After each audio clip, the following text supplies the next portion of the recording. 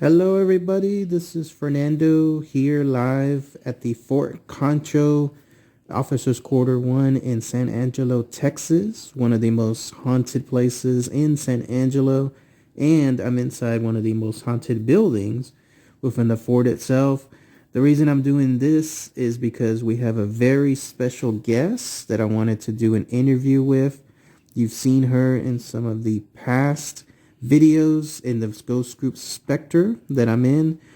She's been there with many of those investigations. She's had a good time on those investigations, getting good evidence.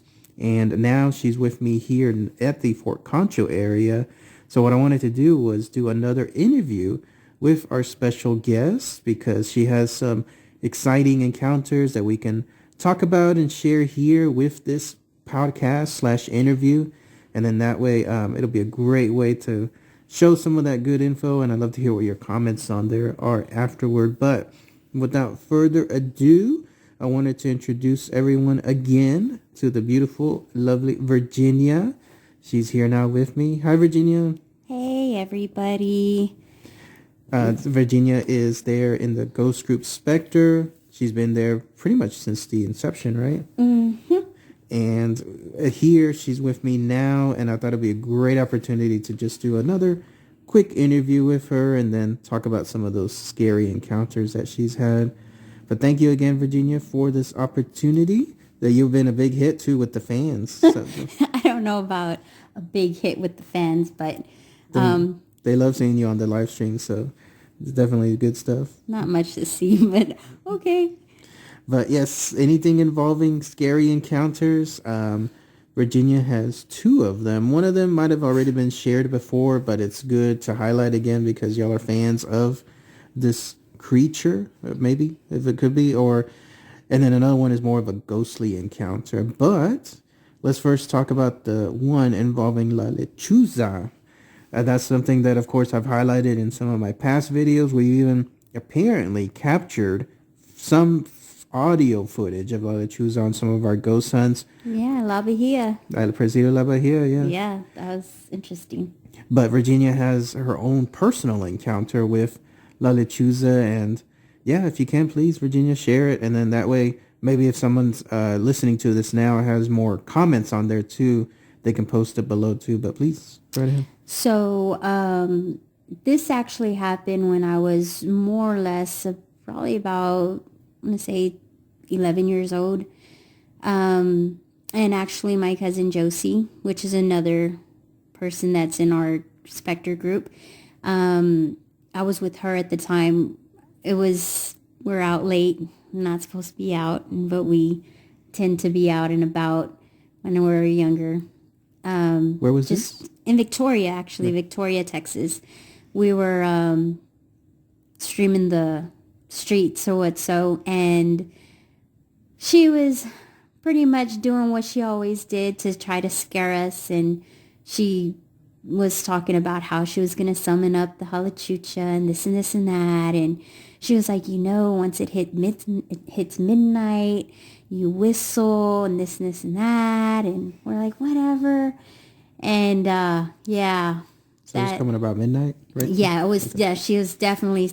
That's why she was bringing it up. But she was like, it's close to midnight already, and once I do it, it's over with. And I guess she kind of ate her own words because after she did that, she did it shortly, right? Like a couple of minutes after midnight, she did it, and I kid you not, we're just walking and we heard some rumbling in the trees.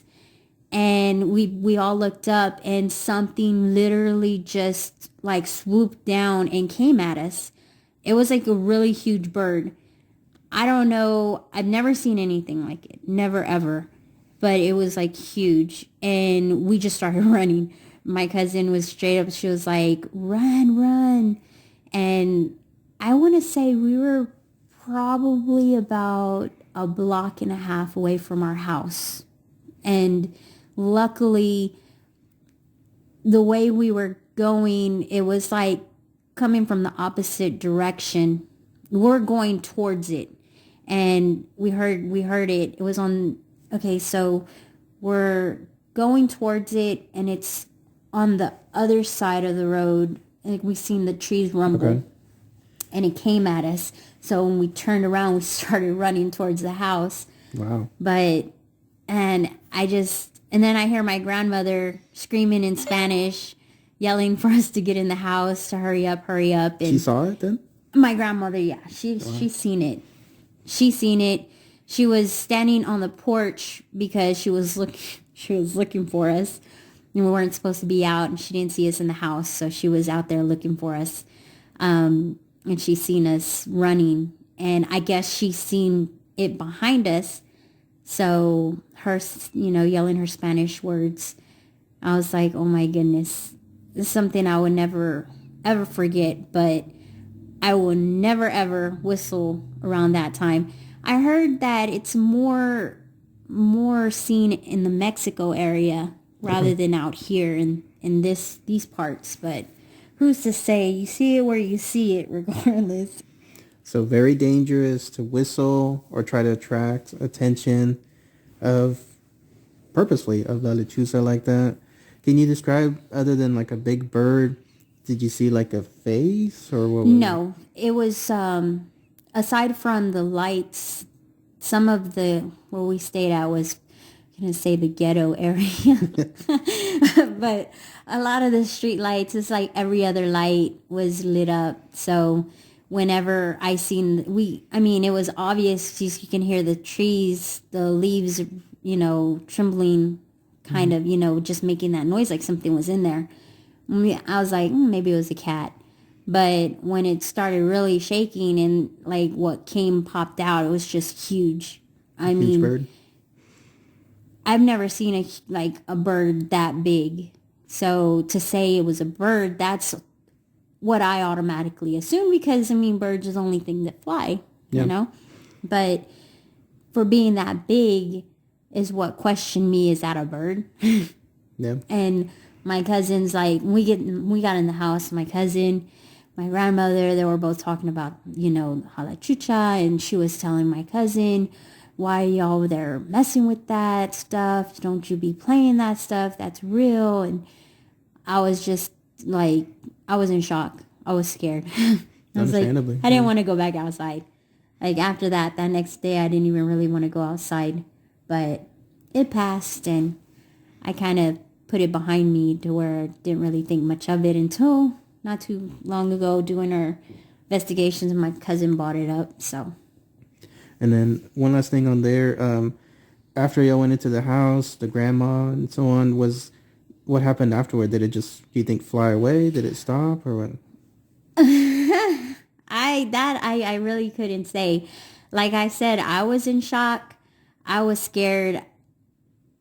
I'm not gonna lie. I went and hid under the bed. No, that's understandable. Yeah. I hid under the bed. All I can hear was my grandmother and my cousin screaming, talking about all that. At the same time, I didn't understand what my grandma she was saying. All I understood was a halachucha, because she spoke nothing but Spanish. And at that time, I didn't know I didn't know how to speak Spanish or understand what it meant. So she was there talking with my grandmother and just halachucha, whatever. And, I don't know what they were arguing or what they were saying, but I was just under the bed. No worries. So how about that, guys? A pretty scary encounter with La Lechuza. Again, something that I've chronicled here within some of my past videos. And then we kind of had a little brush-in, like you were mentioning earlier, at Presidio La Bahia, where we thought we heard something very large swooping by. Commenters have mentioned that you can't hear owls fly, but still the winds would cause something to happen. But yeah, we kind of had that encounter. And then also, didn't we have something over at the Seguin place, the Haunted Magnolia Hotel, right? Oh, yeah. Wasn't there, like, we were there in the area sleeping in one of the rooms, and then all of a sudden we heard like this very loud screech. Yeah. And it was moving from side to side outside the windows, remember? But it wasn't outside our windows, it was the next room. Yeah. And so we were wondering like what that was too. Yeah, we never got to figure that out, but that was interesting. So there's that encounter. And then the next one that we wanted to talk about happened to do with a scary encounter that Virginia had. This was more of a ghostly one over at Hyattsville, which is a tiny town a little bit further south, I guess, of Gonzales, Texas. They have a jail there that's known as the Hyattsville jail, but there's another word for it. What was it called again? Lavaca? Lavaca, yeah. And then that's also a very, very haunted place. But when we were there, this happened to Virginia exclusively because the rest of the team, including myself, sometimes would take little cat naps at night. But Virginia was in another area by herself. But yes, please explain what happened there. You know, come to think of it, I think what probably how it manifested up to that point, to that level of energy, was when we were upstairs and you didn't want to be up there no more. Yeah, remember? I got that sense of So something didn't want us there anymore. we were upstairs in the jail area, and me and my cousin were playing dominoes or cards, and Dominoes. we were kind of trying to bring out the spirits, I guess you can say, I'm not say taunting, but, letting them know, hey, we're here. You want to play? What's up? What's the deal? Kind of thing. And every time I heard a sound, I would be like, okay, well, come closer. We hear you. Come closer. And it would come closer, and it would come closer. And then it got to the point where What was the sound? it was like at first it was a knock. It was that knock. Okay. And then it would just sounded like some movement, and then more movement. And then that's when it got really close to where Fernando here was like, you know what? I'm not feeling a good presence here. I want to go down. Let's go down. Yeah. So we decided to end the session up there, and we all went down and we had a break. Now, when we went down the stairs, we left all the lights on. I mean, there was no reason to turn them off because they were on when we went up there, so we just left it alone. Well, they were taking their little break, cat nap, whatever you want to call it. Yeah. And I went into the room with the little doll.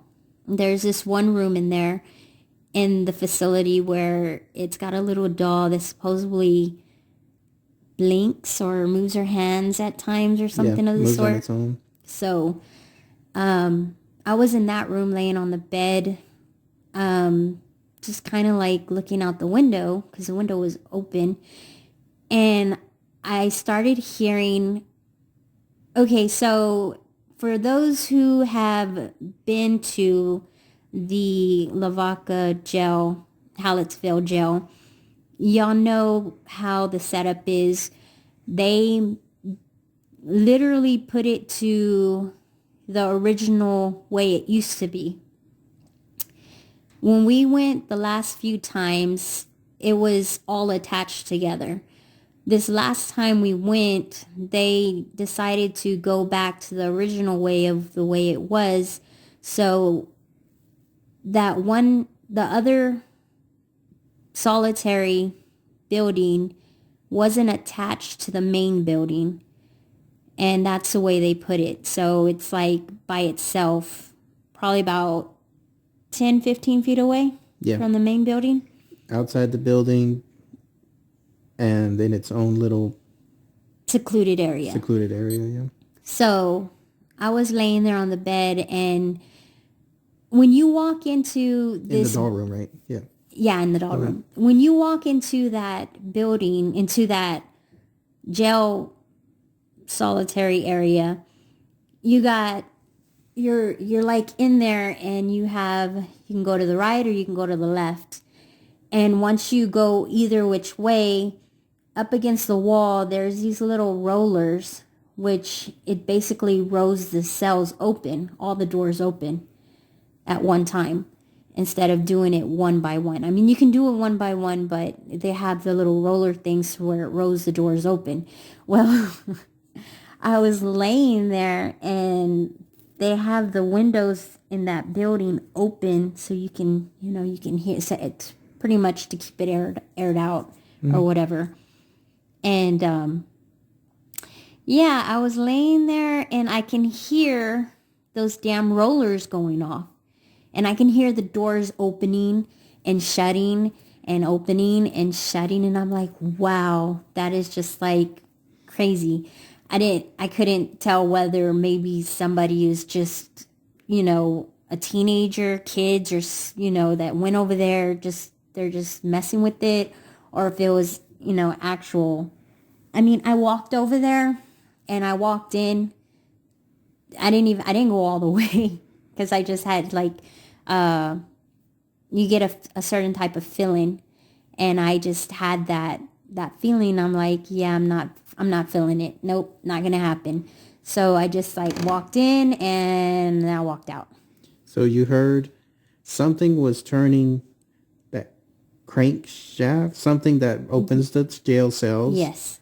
And then the lights, did you see? The lights were flickering. Yeah. They didn't go, like, they weren't completely going off and on, but they were flickering. I do remember that. But, I mean, I was really, like, trying to debunk it.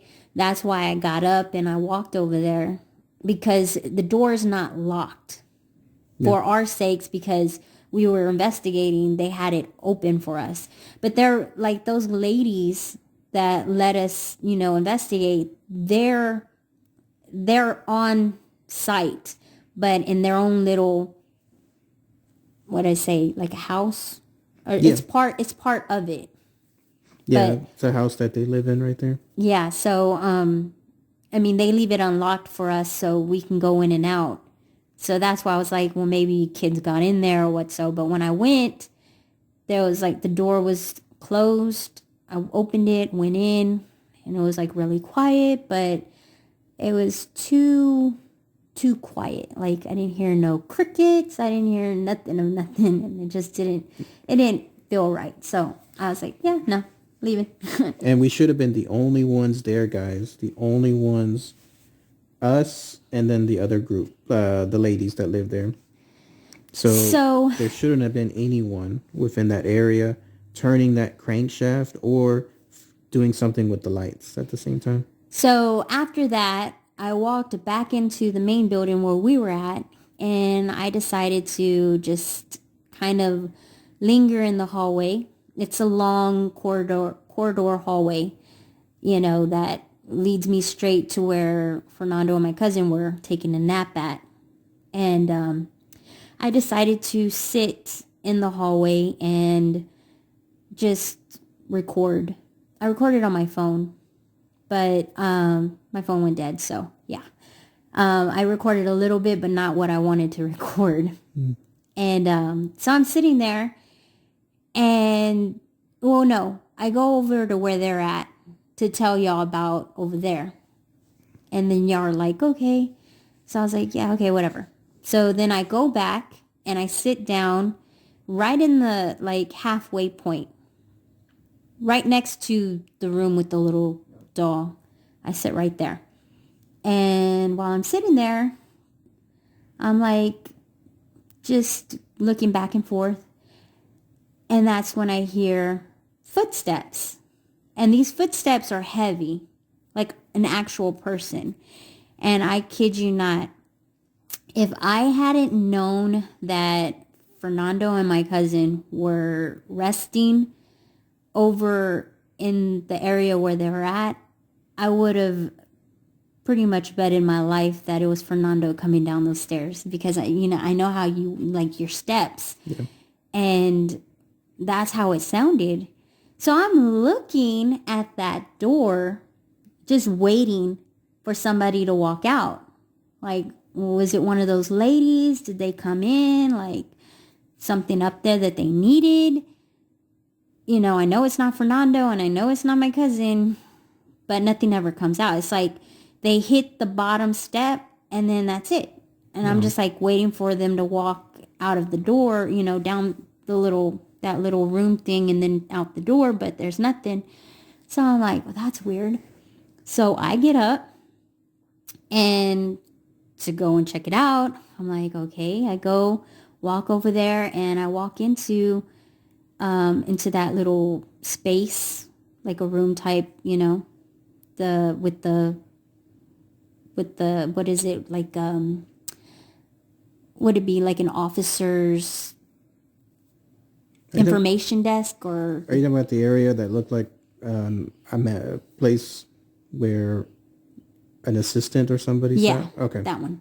So I walk in there and I'm like, okay. So I go a little further and I see the staircase and I look up and it's like pitch black. Like, with the lights on, right? no, the lights were off. Oh, okay. Okay. The lights were off. It was like pitch black. Like, I've never seen something so dark. Like, a few steps and then the rest is just black. And I'm like, this is weird. So I go to hit the button to, switch the button to turn on lights. And it didn't work. And I turned the knob up and down, like you see on the damn scary movies. You're like, hello, why ain't you turning on? Why aren't the lights working? Yeah. And I'm like, okay. And I look up the staircase and I'm like, yeah, not going to happen. Hell to the no. I am not going up there. And I turn around and I walk away. Like, no, it's understandable. I'm not going up there. So it sounds like something was up there at the very top, causing that pitch black darkness. I just really got that, like an eerie feeling, okay, so it's like my mind is telling me go check it out, but my gut is like, girl, don't even think about it. Yeah. Like, it's just this gut feeling like, don't do it. But then my head's like, oh, let's go look up and what's in that dark area up there. Because that's what we want to see. We want to see evidence. Yeah. But it wasn't, it just, the feeling wasn't right. Which is perfectly understandable, yeah. When you have that kind of gut instinct, like I experienced over in Arlington at one of the parks there, where it's like, don't go in there, right? That's a good alarm right there, yeah. folks. And it's just, I mean, yeah, we're there to try to get evidence and so on and so forth, but you don't want to push the limit because then ugly things start happening and that's not good. Yep. Agreed. So how about that, guys? 2 encounters, one of them with La Lechuza, or how did y'all call it? La Chucha? Oh, La Lechuza. And then a scary encounter that they got chased down by one. And then the next one was something there at Hyattsville in that La Vaca that was causing the jail cells to open and close, the lights to flicker, Virginia seeing all of this, and then finally maybe her meeting whatever that was at the top of the stairs. Creepy stuff, but awesome stuff. Well, thank you, Virginia, for the good information, the encounters there. If anyone, again, has something familiar to mention in the comments, maybe you've been to the jail. Or if y'all hear anything while this recording has been going on in the background, let us know, because we are currently here at Fort Concho doing investigation. We're just taking a brief moment and doing this recording. Yep. Very true. Let us know, guys. So, thank you so much, Virginia. Much appreciated again. You're welcome. All right. Take care, guys. Bye. Bye.